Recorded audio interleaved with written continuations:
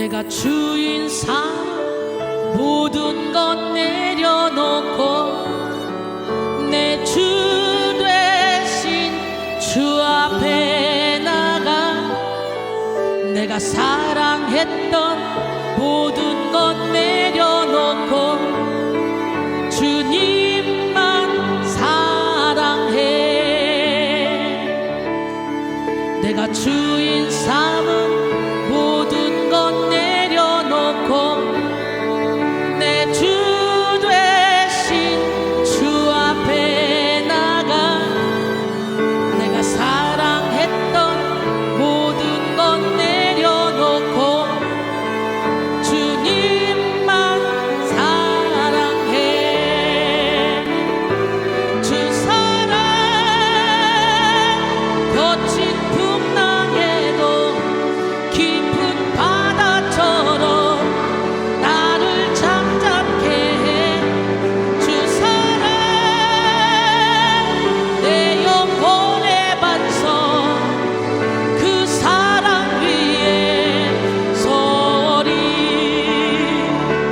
주 사랑 거친 풍랑에도 깊은 바다처럼 나를 잠잠케 해. 주 사랑 내 영혼의 반석 그 사랑 위에 서리. 할렐루야. 요엘서 4장 1절로 3절. 사랑하는 자들아 영을 다 믿지 말고 오직 영들이 하나님께 속하였나 분별하라.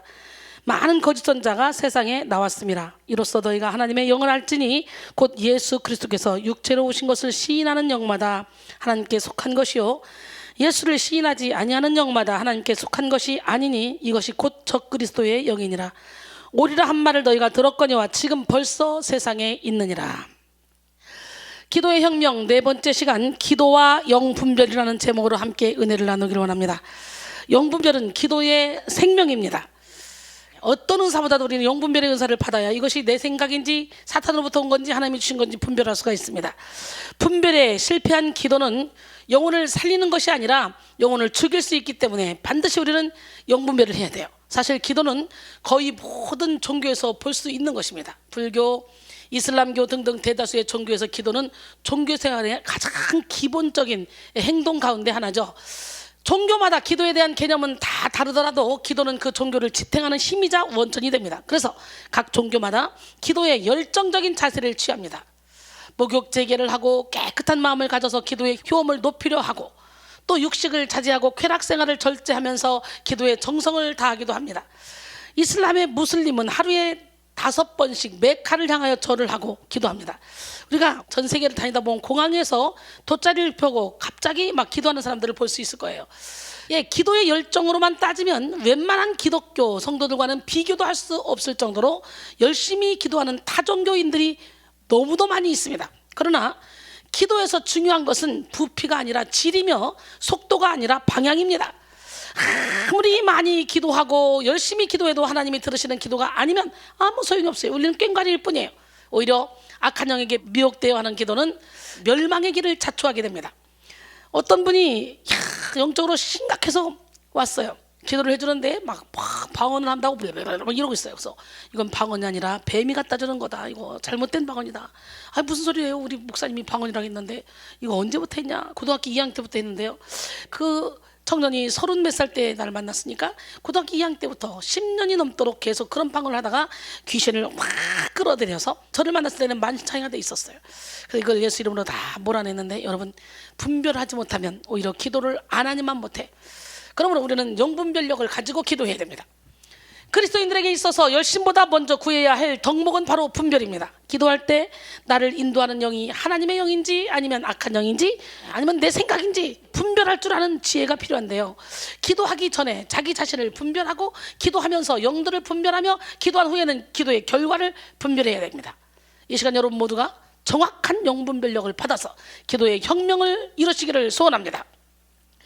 본래 영분별은 초대교회 때부터 중요한 과업이었어요. 성령의 폭포수처럼 부어졌던 사도시대에도 이미 사탄의 거짓 역사들이 많이 나타났기 때문에 하나님께서는 사도들을 통하여 성도들이 거짓 선지자나 거짓 사도들에게 미혹당하지 않도록 경고를 했습니다. 그리고 무엇이 참이고 무엇이 거짓인지 구별하는 기준이 될 수 있는 말씀을 주셨죠.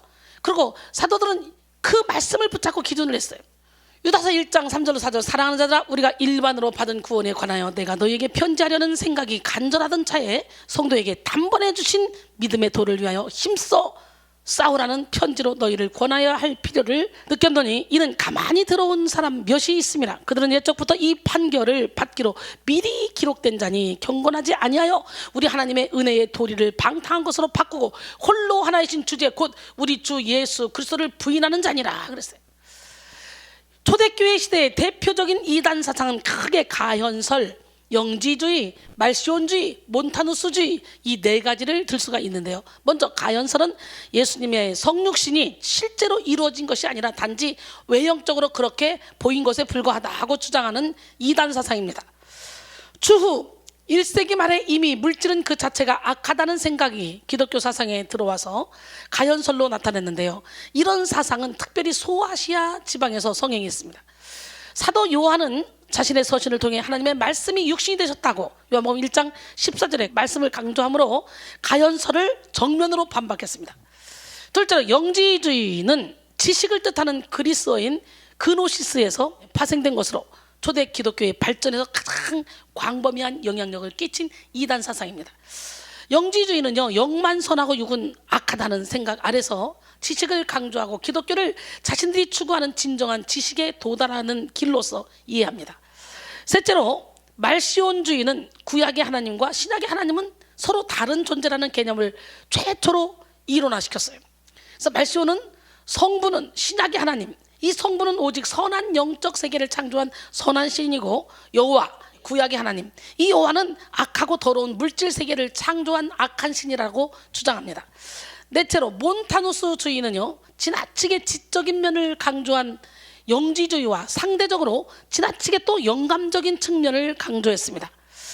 몬타누스는 그리스도의 탄생과 함께 성부의 시대가 끝나고 성자의 시대가 시작됐으며 성자의 그 십자가 죽음과 함께 성자의 시대도 막을 내리고 이제 성령의 시대가 도래했다고 선포했습니다. 그를 따르는 무리는 영적 자만심과 거짓 경건의 경향으로 흘러 오히려 율법주의의 덫에 빠지고 말았습니다. 이렇게 초대교회는 각종 이단 사상이 성행하므로 삼위일체 하나님에 대한 건강하고 바른 신앙 고백이 어려웠습니다. 그래서 많은 사도들과 교회의 지도자들이 이런 이단들과 싸우면서 정통 교회를 수호하려고 했고, 사도 요한도 그러한 노력의 일환으로 오늘 본문을 기록했습니다. 사도 요한은 요한복음을 비롯해서 요한 1서, 2서, 3서를 기록했는데요. 특히 요한 1서를 통해 교회와 성도를 위한 명확한 분별의 기준을 제시했습니다. 오늘 본문이죠. 요한 1서 4장 1절로 3절, 사랑하는 자들아, 영을 다 믿지 말고 오직 영들이 하나님께 속하였나 분별하라.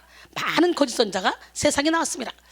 이로써 너희가 하나님의 영을 알지니 곧 예수 그리스도께서 육체로 오신 것을 시인하는 영마다 하나님께 속한 것이요, 예수를 시인하지 아니하는 영마다 하나님께 속한 것이 아니니 이것이 곧 적그리스도의 영이라. 오리라 한 말을 너희가 들었거니와 지금 벌써 세상에 있느니라 그랬어요. 사도 요한은 영들이 하나님께 속하였나 분별하라고 했죠. 여기서 영들로 번역된 푸뉴마타의 원형 푸뉴마는 크게 세 가지 범주로 나누어집니다. 하나님의 거룩한 영인 성령과 하나님과 교제하는 인간의 영, 그리고 성도를 미혹하는 악한 영입니다. 성령과 인간의 영, 그리고 악한 영. 인간의 영은 진리에 속할 수 있을 뿐 아니라 거짓에 속할 수도 있습니다. 어디에 속하느냐에 따라 그 결과는 매우 달라지죠. 그러나 요한이 말하고자 하는 영은 당시 교회를 크게 어지럽혔던 영지주의 이단이나 적그리스도의 영으로 하나님께 속하지 않는 영입니다.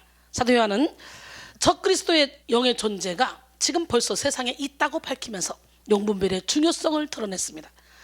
적그리스도의 영인 사탄은 초대교회 시대부터 현대에 이르기까지 끊임없이 다양한 방법으로 교회 내에 무분별을 조장하고 영적 혼란을 가중시켰습니다. 때로는 부귀, 명예, 권세를 앞세운 세속화의 탈을 쓰고 목회자와 성도들을 유혹했고, 때로는 영적 현상에 대해서 광신적인 자세를 취하게 하는 방법을 썼으며, 때로는 영적 현상을 무시하고 문자주의 혹은 율법주의의 올무에 묶이게 하는 방법을 취했습니다. 이에 따라 마틴 루터가 종교 개혁을 일으키기 전 로마 가톨릭은 교황이 성서의 해석권을 독점하여 말씀을 왜곡했고, 초대교회의 공의회주의를 무너뜨렸습니다. 뿐만 아니라 로마 가톨릭은 성도들 위에 군림해서 성직을 매매하고 면죄부를 판매하는 등의 심각한 부패에 빠져 있었습니다. 세속화에 탈을 쓴 마귀의 미혹에 넘어간 결과죠. 이런 세속화의 미혹은 현대 기독교까지 이어지고 있습니다. 뿐만 아니라 존 웨슬리, 조지 히필드, 조나단 에드워드 등이 이끈 18세기, 19세기 영적 대각성 운동의 때에는 영적 현상이 많이 일어난 만큼 영적 현상을 극단적으로 거부하게 만드는 마귀의 미혹이 또 성행했습니다. 특히 존 웨슬리의 집회 현장에는 은혜 받은 사람들이 바닥에 쓰러지고 귀신이 떠나가는 등의 영적인 현상들이 많이 일어났다고 하는데요. 감신대 최승태 박사는 웨슬리의 집회 현장에 나타난 영적인 현상들이라는 그의 논문에서 웨슬리의 일기를 바탕으로 해서 웨슬리의 집회 상황을 다음과 같이 설명했습니다. 웨슬리의 집회에서 일어난 여러 영적 현상들 가운데 가장 큰 특징은 청중들이 바닥에 쓰러지는 것이었다. 어떤 사람들은 쓰러지기 직전에 격렬한 고통에 휩싸이기도 했고, 어떤 사람들은 쓰러진 다음 고통에 찬 비명을 지르기도 했다. 또한 그냥 맥없이 죽은 사람처럼 쓰러진 사람들도 있었다. 하지만 이들은 모두 쓰러진 뒤 얼마의 시간이 흐르면 기쁨으로 충만해졌다. 웨슬리는 쓰러지는 현상을 인격적 변화를 일으키는 하나님의 능력이라고 말했다. 또한 웨슬리의 집회를 통해 일어난 신유 현상에 대해서는 다음과 같이 설명했습니다. 웨슬리의 집회에서는 육체적 고통으로 신음하던 사람들이 치유받고 영적인 고통에서 해방되는 역사가 일어났다. 정신이상 증세에서 벗어난 사람도 있었다. 영적인 고통을 당하는 사람들은 비명을 지를 수밖에 없을 정도로 극심한 것이 대부분이었다. 이때는 몸을 떨거나 탄식하거나 우는 현상도 일어났다. 하지만 웨슬리와 그의 동력자들이 함께 기도할 때 고통은 물러갔고 그들에게 하나님의 기쁨과 평화가 찾아왔다. 우리가 주목할 것은 웨슬리의 집회에 참석한 사람들이 느끼는 고통이 일반적인 고통과 달리 하나님의 은혜를 얻는 과정이었다는 사실이다.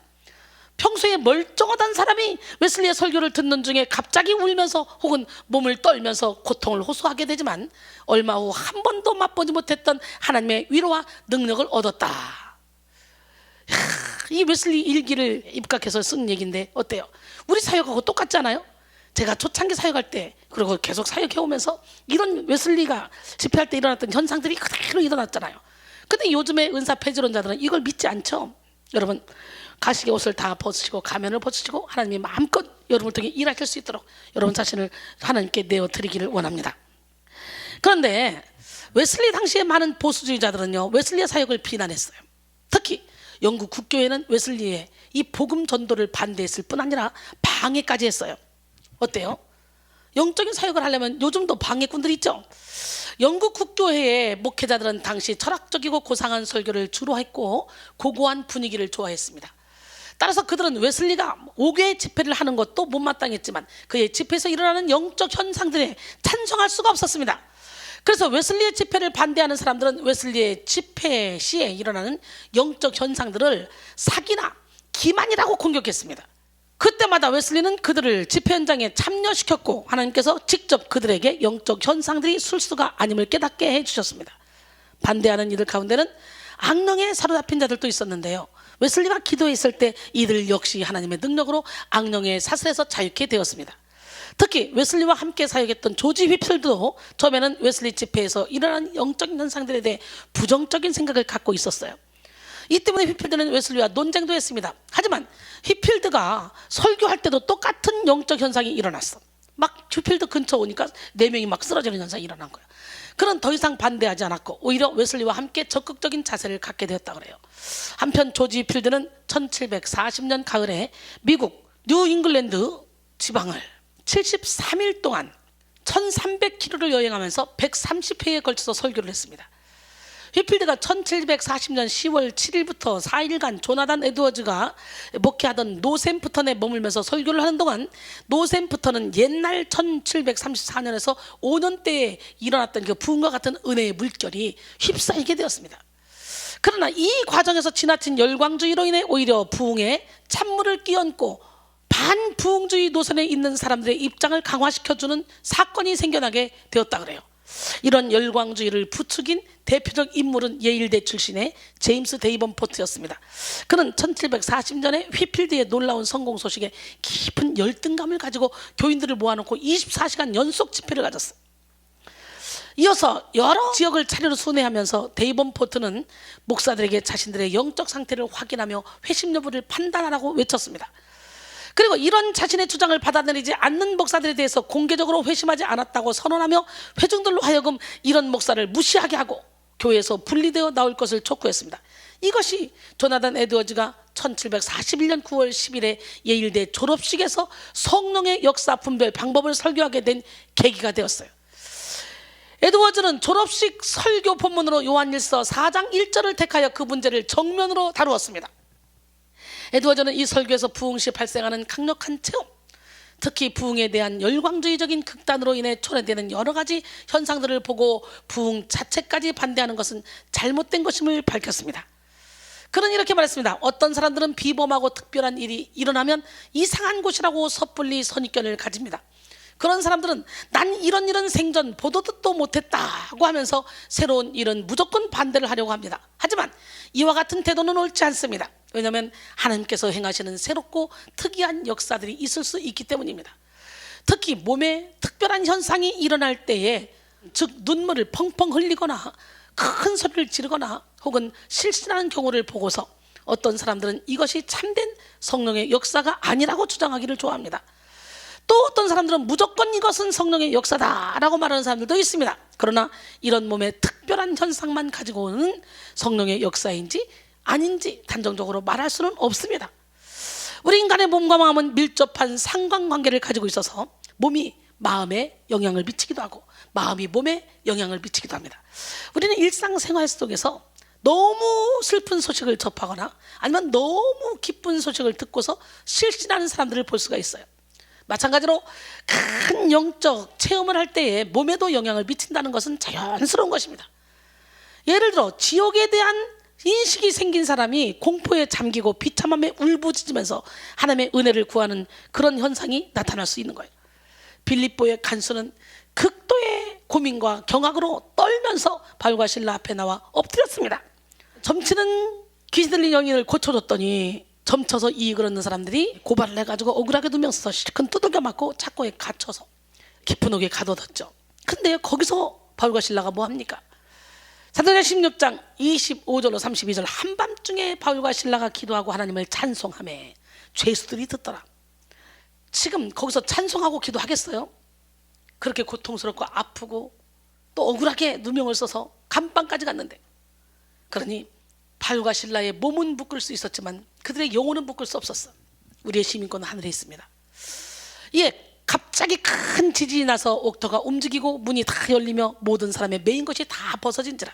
간수가 자다가 깨어 옥문들이 열린 것을 보고 죄수들이 도망한 줄 생각하고 칼을 빼어 자결하려 하거늘 바울이 크게 소리질러 이르되 내 몸을 상하게 하지 말라, 우리가 다 여기 있노라 하니, 간수가 등불을 달라고 하며 뛰어들어가 무서워 떨며 바울과 실라 앞에 엎드리고 그들을 데리고 나가 이르되 선생들이여, 내가 어떻게 하여야 구원을 받으리까 하거늘 이르되 주 예수를 믿으라, 그리하면 너와 내 집이 구원을 받으리라 하고 주의 말씀을 그 사람과 그 집에 있는 모든 사람에게 전하더라. 할렐루야.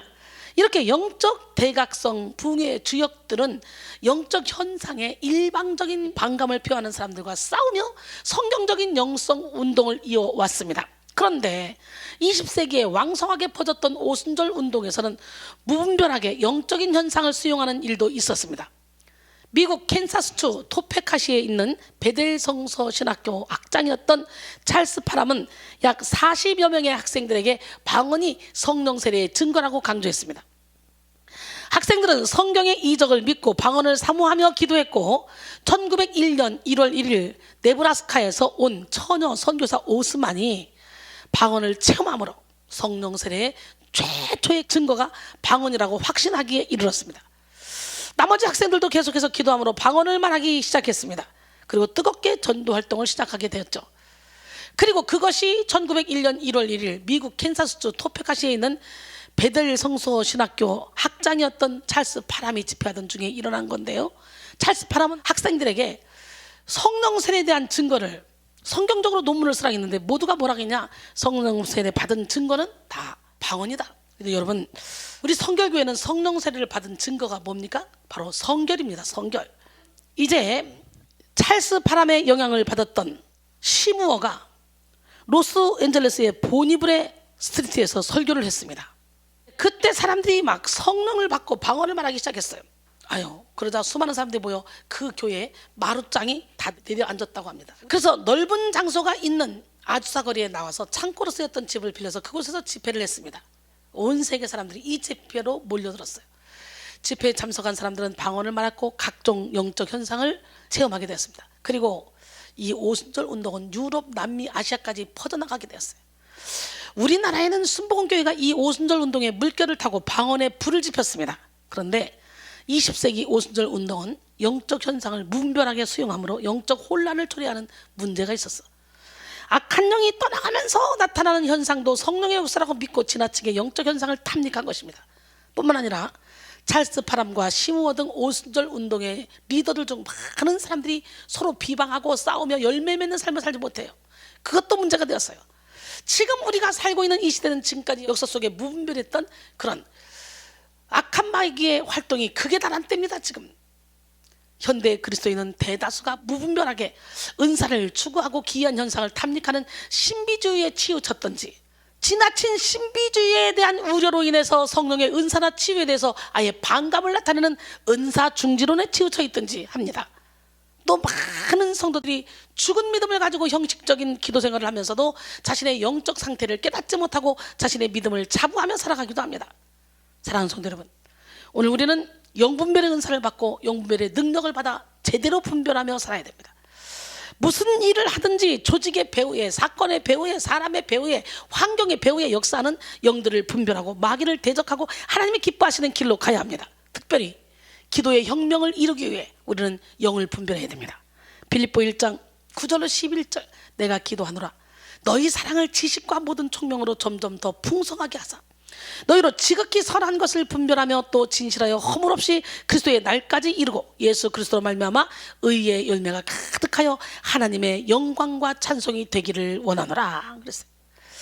분별이란 히브리어로 빈인데요, 이 빈이라는 이 단어는 대략 5가지 정도의 뜻으로 간추릴 수 있습니다. 첫째는 이목구비의 오관 중에 눈으로, 귀로, 그리고 터치하여 느낌으로 인식하고 분별하는 것을 말하고, 둘째는 머리로 이해하는 것을 말하고, 셋째는 마음을 돌리는 것을 말하고, 넷째는 인식하거나 아는 것을 말하며, 다섯째는 머리가 총명하거나 신중함을 말합니다. 본래 분별은 넓은 의미에서 올바른 판단력, 지혜로운 판단력입니다. 즉 어떤 일이 좋은지 나쁜지, 어떤 일이 올바른지 그릇된 것인지 판단하는 능력입니다. 혹은 어떤 결정이 여러 방법 중에서 최선의 것인지 그 결정을 행동으로 옮겨야 될 것인지 아닌지 판단하는 능력이 분별입니다. 그리고 영들의 분별력은 성령, 악령, 인간의 영의 움직임을 파악하는 능력입니다. 이 영분별은 오랜 영성 훈련의 경험을 통하여 얻어지기도 하고 하나님께서 일방적으로 주시는 카리스마적인 은총의 선물, 은사로서 받기도 합니다. 즉 영분별은 하나의 생각, 활동, 사건, 은사의 원인과 근원이 다른 무엇의 힘인지 아니면 성령인지를 분별하는 능력입니다. 오늘 반드시 우리는 이 능력을 받아야 돼요. 이런 분별은 자기 자신 안에서 하나님의 역사를 찾아내고 또한 하나님의 역사처럼 보이지만 사실은 하나님의 역사가 아닌 것을 밝혀냄으로써 나의 품은 뜻이 주님의 뜻과 같이 되도록 만들어주는 거예요. 나의 품은 뜻 주의 뜻까지 되게 하여 주소서. 할렐루야. 이런 기도가 날마다 여러분에게 있어야 될 줄 믿습니다. 이때 우리는 정확한 영분별은 평안의 감정을 동반하여 나타난다는 것을 기억해야 돼요. 또 분별은 자신의 능력 이상의 영적 활동을 피하게 하며 영적 탈선, 실수, 혼란을 미연에 방지해 줍니다. 또 만일 실수가 있을 때는 그 잘못이 확대되기 전에 중단하게 해줍니다. 따라서 영적 생활의 균형을 유지하게 합니다. 하나님으로부터 온 분별을 가진 성도는 지혜로운 삶을 살아갑니다. 열정과 절제와 조화를 이루어 향방 있는 삶을 살아 늘 열매 맺는 우리 모두가 되기를 바랍니다. 영적으로 성숙한 사람은 늘 지혜로운 판단과 지혜로운 선택을 하게 되는데요, 우리는 영분별력을 가지고 성장으로 이루어 영적인 거장이 돼야 돼요. 아리스토텔레스는 그의 책 아리스토텔레스 수사학에서 다음과 같이 말했습니다. 장녀는 과도하게 자신만만해 하지도 않고 지나치게 겁을 먹지도 않는다. 그들은 고상한 일만을 위해 살지도 않고 오로지 자기 이득만을 위해 살지도 않으며 이 둘을 적절하게 추구하며 살아간다. 장녀는 용기가 있으면서도 절제하고 절제하면서도 용기가 있다. 반면에 청년과 노인에게는 이 둘이 서로 분리되어 있다. 청년은 용기가 있지만 절제가 없고 노인은 절제가 있지만 겁이 많다. 그랬어요. 그렇습니다. 이처럼 우리도 믿음의 장년이 되어 절제력 있지만 용기 있고 용기 있지만 넘치지 않는 삶을 살아야 됩니다. 성경은 신구약을 망라하여 분별을 강조하고 있는데요. 먼저 구약시대에는 하나님이 택한 선지자들에게서 분별의 능력이 나타났어요. 선지자들이 받은 분별의 은사는 주로 예언자를 분별하기 위해서 사용됐습니다. 그들은 자신이 받은 능력 안에서 다른 예언자들을 예언하게 하고 행동하는 영을 분별할 수 있었어요. 에스겔 선지자 역시 예언하는 자들을 분별하는 사명을 맡은 선지자였습니다. 에스겔 13장 17절로 19절 보니까 너 인자야, 너희 백성 중 자기 마음대로 예언하는 여자들에게 경고하여 예언하여 이르기를 주 여호와의 말씀에 사람의 영혼을 사냥하려고 손목마다 부적을 꿰어매고 키가 큰 자나 작은 자의 머리를 위하여 수건을 만드는 여자들에게 화 있을진저 너희가 어찌하여 내 백성의 영혼을 사냥하면서 자기를 위하여는 영혼을 살리려 하느냐. 너희가 두 엉금 보리와 두어 조각 떡을 위하여 나를 내 백성 가운데서 욕되게 하여 거짓말을 고지 듣는 내 백성에게 너희가 거짓말을 지어내어 죽지 아니할 영혼을 죽이고 살지 못할 영혼을 살리는도다. 그랬어요. 오늘 여러분 영분별의 은사를 받기를 원합니다. 신약시대에는 먼저 예수 그리스도께서 분별의 주체로 등장하셨어요. 복음서를 보면 예수님께서는 사람을 꿰뚫어 보시는 분이며 사람들에게 영향을 미치는 성령, 악령, 인간의 영을 분별하는 분이심을 알 수 있습니다. 요번 1장 47절 예수께서 나다나엘이 자기에게 오는 것을 보시고 그를 가리켜 이르시되 보라 이는 참으로 이스라엘 사람이라 그 속에 간사한 것이 없도다. 예수님께서는 또 베드로의 신앙 고백에 대해 하나님의 역사를 베드로의 행동에서 마귀의 역사를 사도들에게서 인간의 영을 분별하셨습니다. 마태복음 16장 17절 예수께서 대답하여 이르시되 바요나 시모나 내가 복이 있도다. 이를 내게 알게 하니는 혈육이 아니요 하늘에 계신 내 아버지시니라.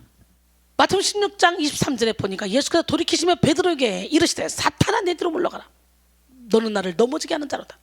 내가 하나님의 일을 생각하지 아니하고 도리어 사람의 일을 생각하는도다 하시고 할렐루야. 이렇게 베드로의 성령의 영, 하나님의 영의 인도를 받을 때도 있었고 또 사탄의 영의 지배를 받을 때도 있었죠. 사도들 역시 사람들의 말, 행동의 근원이 되는 영을 분별했고 사도적 모든 활동을 분별에 따라 실행했습니다. 사도 베드로는 아나니아와 삽비라가 땅값 얼마를 감춘 사건에 대해서 성령을 속인 사건이라고 꾸짖으며 사람에게 거짓말한 것이 아니라 하나님께 거짓말한 것이라고 말했어요.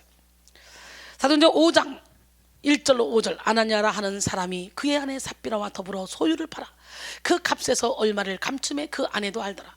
얼마만 가져다가 사도들의 발 앞에 두니 베드로가 이르되 아나니아야 어찌하여 사탄이 내 마음에 가득하여 내가 성령을 속이고 땅값 얼마를 감추었느냐. 땅이 그대로 있을 때는 내 땅이 아니며 파누에도 내 마음대로 할 수가 없더냐.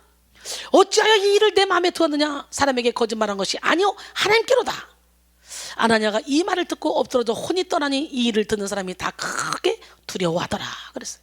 여러분 투시가 열린 사도 베드로가 아나니아가 거짓말하는 것을 알아냈어요. 아나니아 삽비라가 예수 안 믿었어요? 믿었던 사람이잖아. 그러니까 헌금도 하려고 했던 거잖아요. 그러게 오늘 여러분의 믿음을 점검해 봐야 돼. 오늘 우리도 기도의 혁명, 영성의 혁명을 위해서 영적 분별력을 사모하고 영적 분별력을 위해서 훈련을 받아야 됩니다. 특히 영분별력을 얻기 위해서는 먼저 다음 세 가지를 버려야 돼. 먼저 첫째, 영적 무지. 무지란 곧 어둠을 뜻합니다. 어둠은 반드시 잠을 수반하는데요. 어둡고 둔해진 마음은 반드시 우리를 영적 수면 상태로 무지 상태로 이끕니다. 벤자민 디즈레일리는 가장 적게 알고 있는 자가 가장 많이 알고 있는 자를 가르치려고 한다라고 했어요. 그리고 후보드는 가장 큰 적은 집안에 있는 무지요 미신이며 무능력이다라고 했고요. 셰익스피어는 무지보다 더 지독한 어둠은 없다고 했습니다. 그런데 가장 무서운 무지는 무슨 무지냐? 영적 무지예요. 영적 무지. 오늘 하나님 영적인 눈을 뜨게 하여 주세요. 영적인 귀가 열리게 도와주세요. 영적인 마음이 활짝 열리게 도와주세요. 그래서 세미한 하나님의 음성을 듣고 볼 수 있어야 되는 거예요. 느낄 수 있어야 되는 거예요. 영적으로 무지하면 죄에 대한 감각이 무뎌지고 죄에 대한 두려움도 사라집니다. 따라서 영적 무지를 물리치지 않으면 결국 우리의 영혼과 삶을 완전한 지옥으로 파멸시키기까지 하죠. 무조건 많이 한다고 해서 영적으로 똑똑한 것이 아닙니다. 스테판 차녹은 사람은 신학적으로 아는 것이 많아도 영적으로는 무지할 수 있다고 했습니다. 영적으로 무지하면 분별할 수 없습니다. 영적으로 무지하다는 것은 성경 지식이 부족하다는 말보다는 예수 그리스도를 모른다는 의미입니다. 왜냐하면 성경 지식이 하나도 영적으로 무지한 사람들이 많기 때문이죠. 성경은 하나님의 감동으로 된 것으로 영으로 받아야 하는 거예요. 그러므로 영이 죽은 사람, 영이 잠든 사람은 아무리 성경을 읽어도 영적으로 무지할 수밖에 없습니다. 우리는 영으로 하나님의 말씀을 받아서 영적 지식을 쌓아야 합니다. 영적인 일은 영적으로만 분별할 수 있습니다. 고린도전서 2장 13절로 14절, 우리가 이것을 말하거니와 사람의 지혜가 가르친 말로 아니하고 오직 성령께서 가르친 것으로 하니 영적인 일은 영적인 것으로 분별하느니라. 육에 속한 사람은 하나님의 성령의 일들을 받지 아니하나니 이는 그것들이 그에게는 어리석게 보이며 또 그는 그것들을 알 수도 없나니 그러한 일은 영적으로 분별되기 때문이라. 할렐루야. 오늘 영의 눈이 활짝 열리기를 원합니다. 요한복음 8장 32절에 진리를 알지니 진리가 너희를 자유롭게 하리라 그랬잖아요. 모든 악은 하나님을 모르는 것에서부터 출발합니다. 악은 하나님의 의도와 다르게 행해지는 일들입니다. 하나님의 말씀에 반하여 일어나는 행동이 죄인 것이죠. 잠언 10장 21절, 의인의 입술은 여러 사람을 교육하나 미련한 자는 지식이 없어 죽느니라 그랬어요. 호세 6장 3절에 그러므로 우리가 여호와를 알자, 힘써 여호와를 알자, 그의 나타나시면 새벽비까지 어김없나니 땅을 적시는 늦은 비와 같이 우리에게 임하시리라 하니라 그랬어요. 오늘 여호와를 알기 위해서 우리는 장성한 분량에 이르는 믿음을 가져야 돼요. 두 번째는 교만입니다. 교만한 사람들은 분별할 수가 없어요. 굳어진 자기 편견과 아집에 갇혀서 하나님의 말씀이 들리지 않기 때문이죠. 교만이란 남을 나보다 낮게 여기지 못하고 무시하는 거예요. 낮게 여기고 무시하는 거. 내가 모든 면에서 우월하다고 여기는 것입니다. 교만한 사람은 자신을 제일로 여기고 매사의 상대를 무시하고 얕잡아보며 가르치려고 합니다. 보통 자신보다 못해 보이는 상대에게 나타나지만 심한 경우에는 자신을 가르쳐주고 이끌어준 사람이나 질서상 윗사람까지도 무시합니다. 윗사람이 어떤 권면이나 지적을 해줘도 뭘 모르고 저렇게 말씀하시네. 아이 참나, 저 정도는 나도 다 아는데 아우 나도 잘할 수 있단 말이야. 저 왜 이렇게 자꾸 간섭하는 거야 하며 잘 들으려고 하지 않습니다. 그 모습이 여러분의 모습은 아닙니까? 교만한 사람은 자기가 제일이기 때문에요, 자기 뜻만 앞세우려고 하고 누구든지 자기 생각에 맞지 않으면 받아들이려고 하지 않습니다. 그래서 누구누구는 상대하지 못하겠다, 나와 생각이 안 맞으니까 나는 그를 받아들일 수 없다 라고 말하며 어찌하든지 자신을 상대와 구별되게 생각하려고 합니다. 이렇게 교만한 사람은 그 누구의 말도 듣지 않고 또 하나님의 음성을 듣는다 해도 쉽게 인정하지 않습니다. 고집은요, 한 번 정한 자기 의견을 바꾸지 않고 끝까지 내세워서 우기는 것입니다. 이런 고집이 강한 사람은요, 옳고 그른 것을 떠나 그저 자신의 생각을 관철시키려고 합니다. 이런 성질을 또한 아집이라고도 하는데, 이는 자신의 좁은 생각에 집착해서 자신만을 내세우는 것으로 이런 고집과 아집들이 바로 교만의 성질들입니다. 바른 분별력을 가지려면 반드시 교만한 마음, 높아진 마음을 먼저 철저히 무너뜨려야 됩니다. 하나님은 교만한 사람에게 은혜를 베푸시지 않아요. 야고보 4장 6절, 그러나 더욱 큰 은혜를 주시라니 그러므로 일렀으되 하나님이 교만한 자를 물리치시고 겸손한 자에게 은혜를 베푸시느니라. 할렐루야. 토마스 아퀴나스는요, 교만을 7대제론으로 연결했던 신학자입니다. 그는 교만을 모든 죄의 어머니라고 보면서 교만이 다른 죄악들을 낳는 모판의 성격을 지니고 있다고 이해했어요. 교만하면 무엇이 옳고 무엇이 그른지 분별할 수 없게 됩니다. 하나님이 싫어하시는 것 7가지 중에 교만한 눈이 들어있잖아요. 잠언 6장 16절로 19절. 여기서 미워하시는 것, 곧 그의 마음에 싫어하시는 것이 7가지니 곧 교만한 눈과 거짓된 혀와 무죄한 자의 피를 흘리는 손과 빨리 악한 계교를 꾀는 마음과 빨리 악으로 달려가는 발과 거짓을 말하는 망령된 증인과 및 형제 사이를 이간하는 자이니라 그랬어요. 분별은 언제나 자신이 틀린 생각을 할 수 있음을 감지하고 회개할 준비가 된 사람의 것이요, 자신의 부족함을 알고 늘 진리를 배우려는 사람의 것입니다. 그러므로 우리는 자신이 모든 것을 알고 있다고 여기게 만드는 그런 교만을 버리고 겸손하게 분별의 능력을 사모해야 됩니다. 세 번째는 욕심입니다. 무분별은 결국 자기 속의 욕심으로부터 오는 건데요. 욕심은 영의 눈을 가려서 성경적인 분별, 영적인 분별을 하지 못하게 만듭니다. 뿐만 아니라 욕심은 사탄에게 속아서 사탄에게 종살이를 하게 만들어서 그것이 자신을 위한 일이라고 생각하게 만들어요. 야고보서 1장 14절로 17절 오직 각 사람이 시험을 받는 것은 자기 욕심에 끌려 미혹됨이니 욕심이 잉태한 지 죄를 낳고 죄가 장성한 지 사명을 낳느니라. 내 사랑하는 형제들아 속지 말라. 온갖 좋은 은사와 온전한 선물이 다 위로부터 빛들의 아버지께로부터 내려오나니 그는 변함도 없으시고 회전하는 그림자도 없으시니라 그랬어요. 욕심의 길은 진리의 길과 정반대의 길입니다. 그런데 많은 사람들이 자기 욕심에 이끌려 십자가와는 정반대의 길로 달려갑니다. 자기 욕심에 이끌려 자기 우상숭배에 빠지고 성령의 일을 방해하며 하나님을 불신한 죄를 짓습니다. 왜냐하면 욕심이 속이는 사기꾼과 같기 때문이에요. 욕심은 교묘하고 능수능란한 사기꾼처럼 사람의 마음을 미혹하여 욕심의 길에 들어서게 만듭니다. 우리는 우리 안에 있는 이 욕심의 미혹에서 벗어나기 위해 정욕과 탐심을 십자가에 반드시 못 박아야 돼. 골로새 3장 5절에 그러므로 땅에 있는 지체를 죽이라 곧 음란과 부정과 사욕과 간청욕과 탐심이니 탐심은 우상숭배니라. 갈라디아서 5장 24절에 그리스도 예수의 사람들은 육체와 함께 그 정욕과 탐심을 십자가에 못 박았는지라 그랬어요. 사랑하는 성도 여러분, 이 시간 영분별력을 받기 위해 영적 무지를 버리고 교만을 버리고 욕심을 버립시다. 사실 분별은 성결한 상태에 주어지는 하나님의 속성입니다. 성도가 성결하기만 하면 노력하지 않아도 선과 악을 분별할 수 있고 애쓰지 않아도 영들의 출처를 분별하게 됩니다. 그런데 죄에 물들어 있는 사람은 자꾸만 죄를 합리화하고 싶어하는 경향성이 있어서 죄를 분별하지 못하게 되는 거예요. 상처에 젖어 있는 사람은 스스로 상처에 매이기 때문에 상처를 분별하지 못합니다. 까만 옷을 입은 사람은 웬만한 티끌이나 더러움이 옷에 묻어도 알아채지 못합니다. 그렇듯이 죄와 상처에 빠져 있는 사람은 분별하기가 어렵다는 거예요. 결국 분별은 죄와 상처에서 자유한 성결한 사람이 할 수 있는 것입니다. 디모데서 2장 20절로 21절 큰 집에는 금그릇과 은그릇뿐 아니라 나무그릇과 질그릇도 있어 귀하게 쓰는 것도 있고 천하게 쓰는 것도 있나니 그러므로 누구든지 이런 것에서 자기를 깨끗하게 하면 귀히 쓰는 그릇이 되어 거룩하고 주인의 쓰심에 합당하며 모든 선한 일에 준비함이 되리라 그랬어요. 우리 함께 찬양해 볼까요?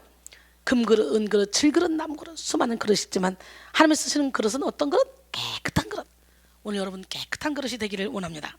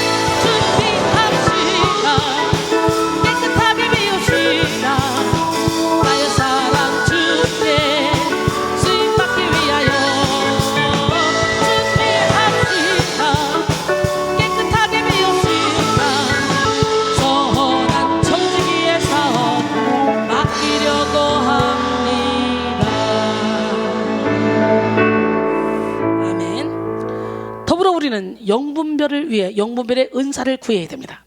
영분별의 은사는 사도 바울이 고린도전서 12장에서 언급한 9가지 은사 중에 하나죠.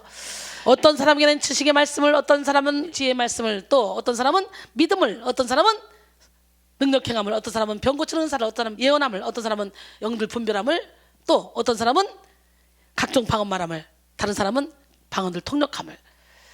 여기에 우리 영분별의 은사가 들어있잖아요. 영분별. 이 모든 은사를 왜 줘요? 이 모든 일은 같은 한 성령 행하사 그의 뜻대로 각 사람에게 나누어 주시는 거래요. 우리는 영분별의 은사를 사모하고 영분별의 은사를 받아야 됩니다. 그래서 영분별이 필요할 때 가장 먼저 그 출처가 하나님인지 인간인지 악령인지 이걸 알려주시도록 하나님께 물어봐야 되는 거예요. 그리고 자신의 고정관념, 편견으로 말미암은 자기 생각을 내려놓고 하나님께서 주시는 내적 갈등이나 영감을 받아들여야 합니다. 이 세상에는요, 성령의 역사로 가장한 악령의 역사도 너무도 많이 있어요. 마태복음 24장 24절에 거짓 그리스도들과 거짓 선자들이 일어나 큰 표적과 기사를 보여 할 수만 있으면 택하신 자들도 미혹한다 그랬어요. 또한 데살로니가후서 2장 9절로 12절 악한 자에 나타나면 사탄의 활동을 따라 모든 능력과 표적과 거짓 기적과 불의의 모든 속임으로 멸망한 자들에게 있으리니 이는 그들이 진리의 사랑을 받지 않아요 구원함을 받지 못합니다. 이러므로 하나님이 미혹의 역사를 그들에게 보내서 거짓 것을 믿게 하시면 진리를 믿지 않고 불의를 좋아하는 모든 자들로 하여금 심판을 받게 하려 하심이라 그랬어요.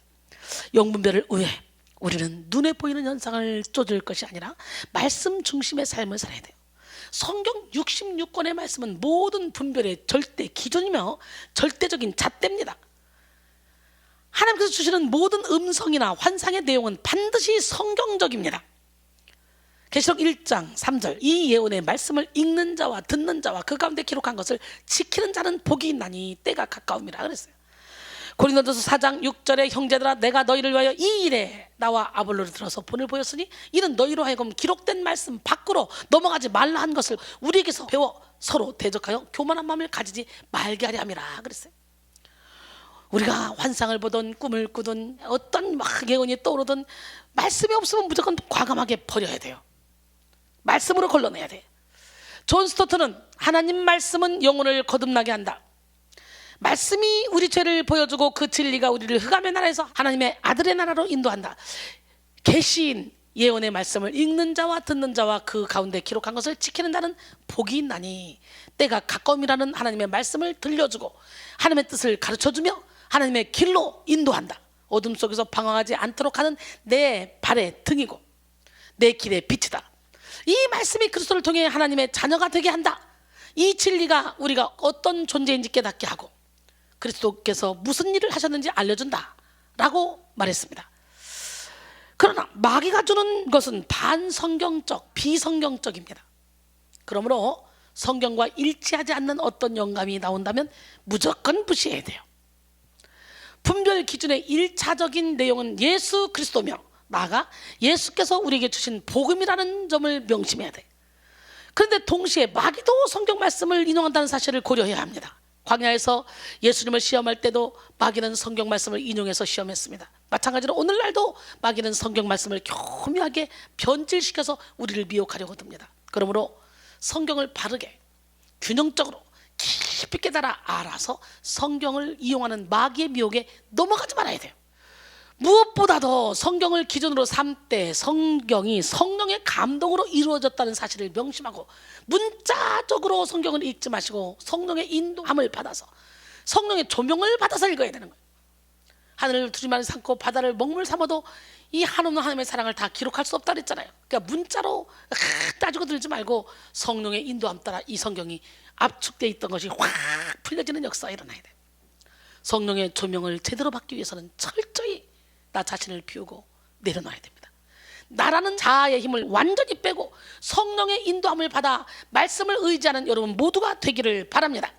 더불어 영분별을 위해 우리는 교회와 전통과 경험을 고려해야 돼요. 존 웨슬리는 영분별을 위한 사변형을 성서, 이성, 경험, 전통으로 설명했습니다. 우리는 전통 교회의 가르침과 반대가 되는 것과 교회 공동체의 경험과 조화를 이루지 못하는 영적 현상이나 깨달음은 위험한 것임을 명심해야 돼. 조나단 에드워즈는 예수님에 대한 바른 신앙 고백과 사랑, 성경의 권위에 대한 존중과 열심히 성경을 탐구하는 것, 진리와 교리와 신학 공부에 대해 관심, 죄에 대한 회개와 거룩한 성결한 삶을 주고, 그리고 하나님 사랑과 이웃 사랑 등이야말로 시대와 지역을 초월해서 언제나 성도들과 교회가 힘써 추구해야 할 성령의 역사다라고 말했습니다. 결국 영분별의 최종적인 기준은 삶의 열매라는 거죠. 교회의 역사를 살펴보면 교회 안에 분별의 은사가 계속 작용하면서 이단과 오류를 식별하였으며 그 분별의 기준이 전해 내려오는 것을 볼 수 있습니다. 먼저 2세기 중엽에 은수 목자회에서 영의 분별에 대한 중요한 규칙을 정하였고, 이 규칙을 오리게네스와 성 안토니우스가 발전시켰습니다. 이들의 분별 방법은 주로 열매에 의한 분별 방법이었어요. 예수님께서도 뭐라 그랬어요? 열매로 보아 그들의 믿음을 알 수 있고 그들이 참선자인지 거짓선자인지 알 수 있다고 말씀했잖아요. 이렇게 예수님이 말씀하신 대로 하나님의 영과 악한 영은 그 열매에 의해서 판별할 수 있어요. 하나님의 영만이 좋은 열매를 맺을 수 있으며 교회의 공동체의 건설과 성장에 공헌합니다. 여러분, 은사는 사탄도 얼마든지 흉내낼 수 있지만 열매는 흉내낼 수가 없어요.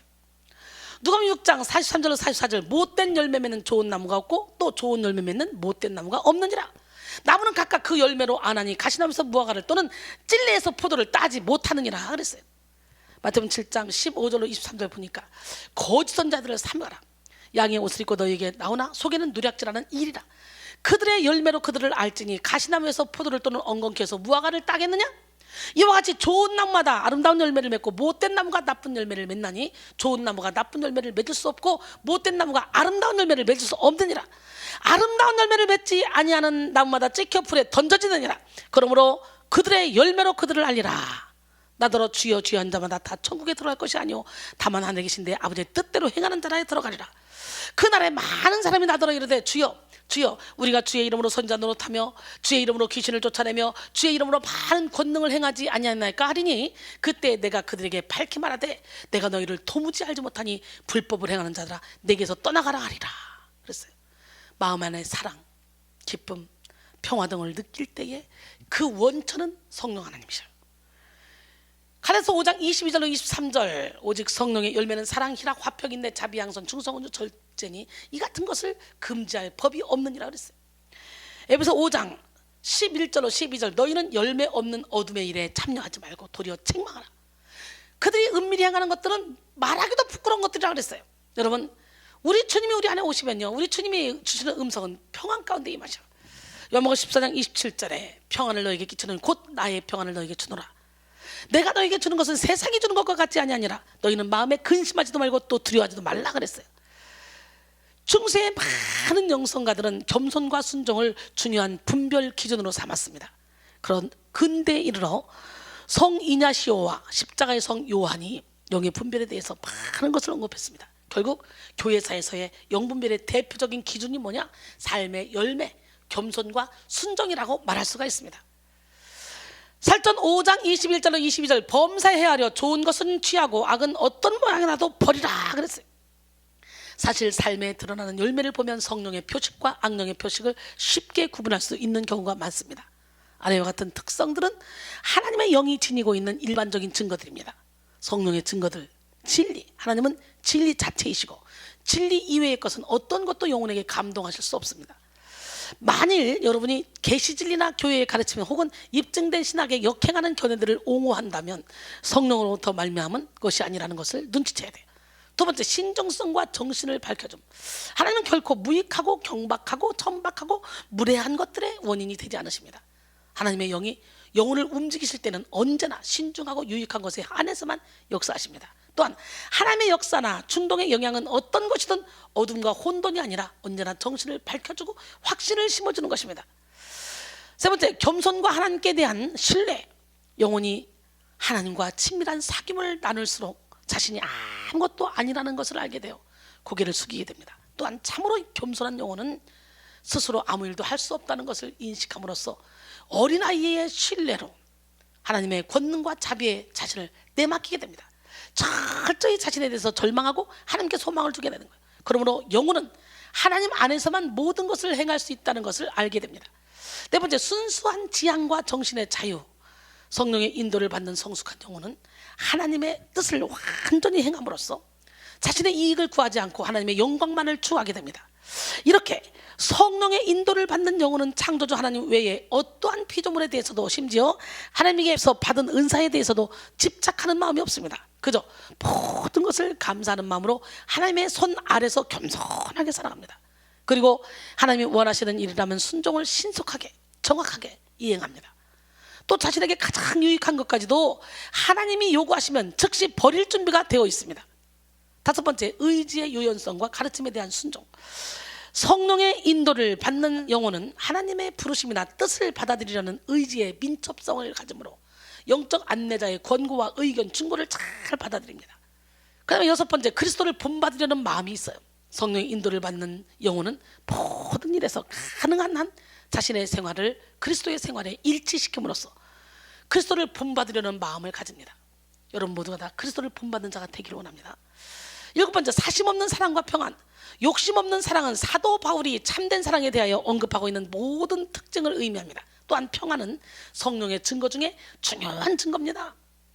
고린도전서 13장 4절로 7절, 사랑은 오래 참고 온유하며 시기하지 않냐며, 사랑은 자랑하지 않냐며, 교만하지 않냐며, 무례히 행하지 않냐며, 자기 유익을 구하지 않냐며, 성내지 않냐며, 악한 것을 생각하지 않냐며, 불의를 기뻐하지 않냐며, 진리와 함께 기뻐하고, 모든 것을 참으며, 모든 것을 믿으며, 모든 것을 바라며, 모든 것을 견디느니라 그랬어요. 오늘 여러분 모두가 다 이런 사랑의 은사를 받기를 원합니다. 그 다음에 자기 희생과 고통을 참아내는 인내가 있습니다. 자기 희생은 하나님의 영이 함께 하신다는 확실한 증거라고 할 수 있습니다. 마태복음 16장 24절에 이에 예수께서 제자들에게 이르시되 누구든지 나를 따라오려거든 자기를 부인하고 자기 십자가를 지고 나를 따를 것이니라 그랬어요. 할렐루야. 이 성령의 증거들에 대해서 지금 쭉 말씀을 했어요. 그리고 아홉 번째는 뭐냐? 사리분별일과 순박성이 있어요. 하나님의 영은 어떤 행위에 있어서나 영혼을 분별력 있고 지혜로우며 깊이 생각하게 만듭니다. 따라서 경거망동, 경솔, 과장, 성급함 같은 것이 없어요. 또한 하나님의 영의 충동을 받는 사람들에게는 순박성, 진실성, 성실성이 부족하지 않습니다. 그러나 악령이 역사할 때는 다음과 같은 여러 가지 증상들이 나타납니다. 지금까지는 성령의 증거들에 대해서 9가지로 말했는데요, 이제 악령의 증거들을 알아볼까요? 예, 악령의 증거들. 거짓의 영, 위선행위, 위장성이 있어요. 악한 영이 역사할 때 우리는 점점 더 진실을 은폐하게 되고 가식의 옷을 입으며 꾸미게 됩니다. 여러분이 자꾸 가식의 옷을 입고 꾸미고 자꾸 가면을 쓰고 어둠을 좋아하고 그렇다면 지금 여러분이 어둠의 영에 사로잡혔다는 증거라는 거예요. 그 다음에요, 악령의 증거들, 혼돈이 오고 불안이 옵니다.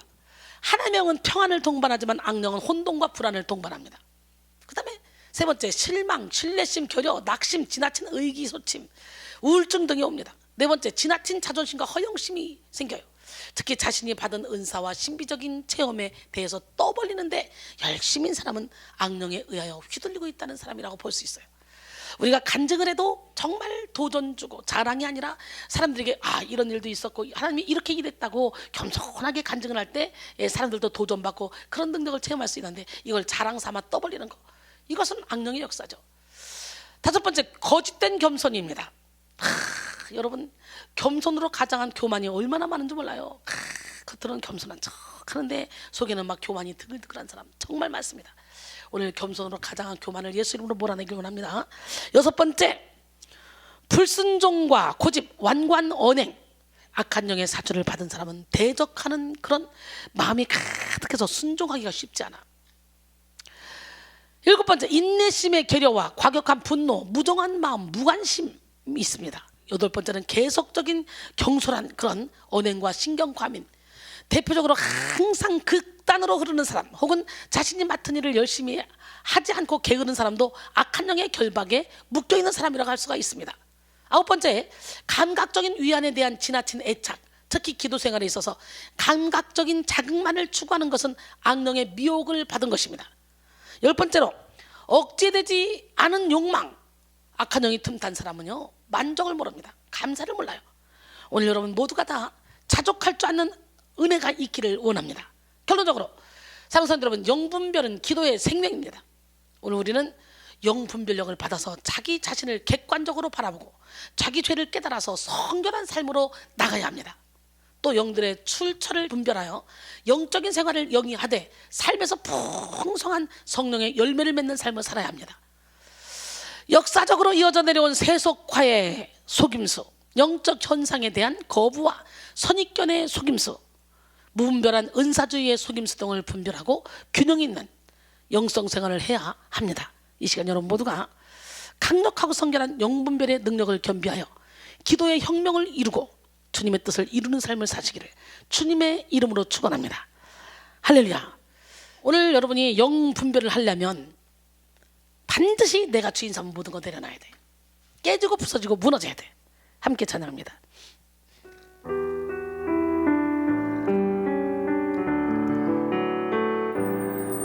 내가 주인 삼 모든 것 내려놓고 내 주 되신 주 앞에 나가 내가 사랑했던 모든 것 내려놓고 주님만 사랑해.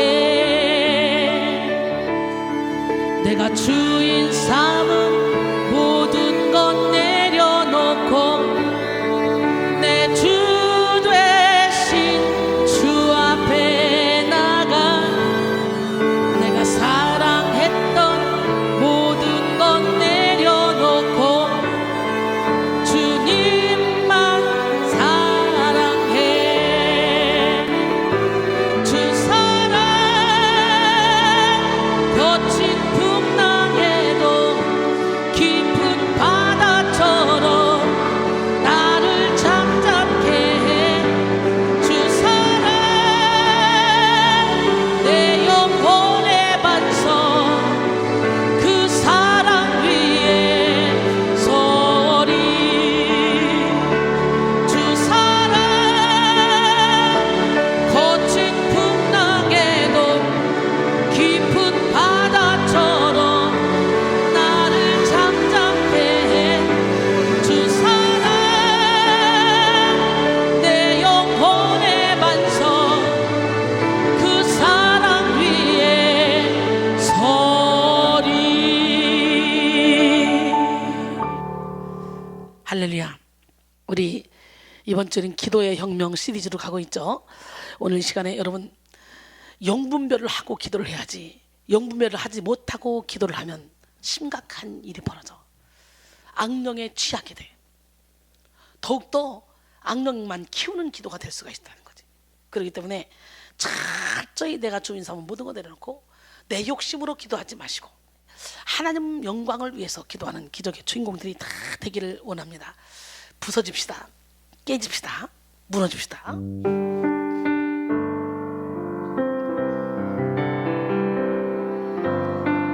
부서져야 하리.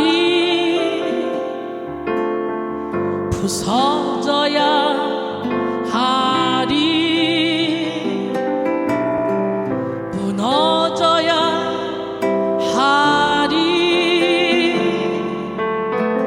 무너져야 하리. 깨져야 하리. 더 많이 깨져야 하리. 씻겨야 하리. 깨끗이 씻겨야 하리.